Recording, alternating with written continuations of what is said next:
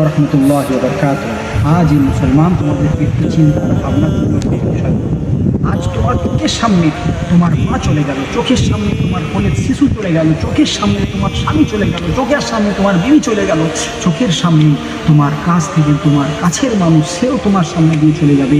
হে মানুষ, তুমি কবে মরণকে স্মরণ করবে? কবে তুমি মৃত্যুকে ইয়াদ করবে? কবে তুমি তোমার মরণকে ইয়াদ করবে যে তোমার 3.5 হাত কবর ছাড়া তোমার এত সুন্দর বাড়ি, এত সুন্দর গাড়ি, এত সুন্দর সম্পদ, এত সুন্দর সব ছেড়ে তোমাকে এই অন্ধকার কবরে যেতে হবে।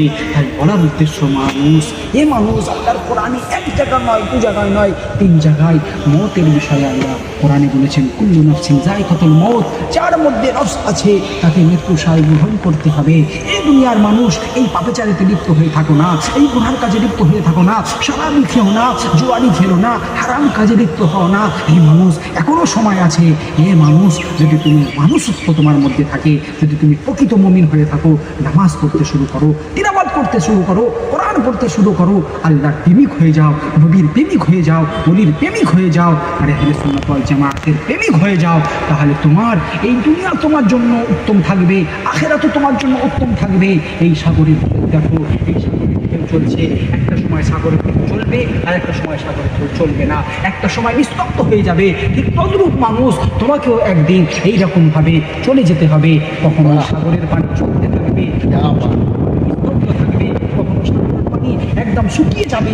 সেই রকম তোমাকেও একদিন এইরকম ভাবে শুকিয়ে যেতে হবে।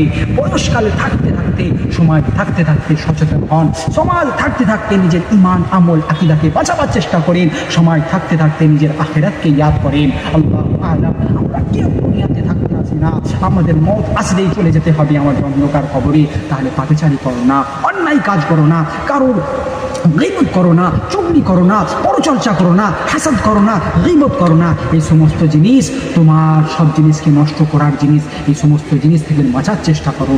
আল্লাহ পাক আমাকে, আপনাকে, আমাদের প্রত্যেককে এই সমস্ত কাজ থেকে বাঁচার তৌফিক দান করুন। আর তার সাথে সাথে আমাদের প্রত্যেককে ইমানের সঙ্গে জিন্দেগি আর ইমানের সঙ্গে মওত নসিব করুন।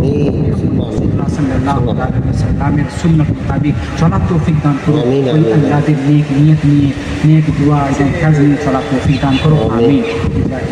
মুরসালিন, ওয়া লা ইলাহা ইল্লাল্লাহ মুহাম্মাদুর রাসূলুল্লাহ।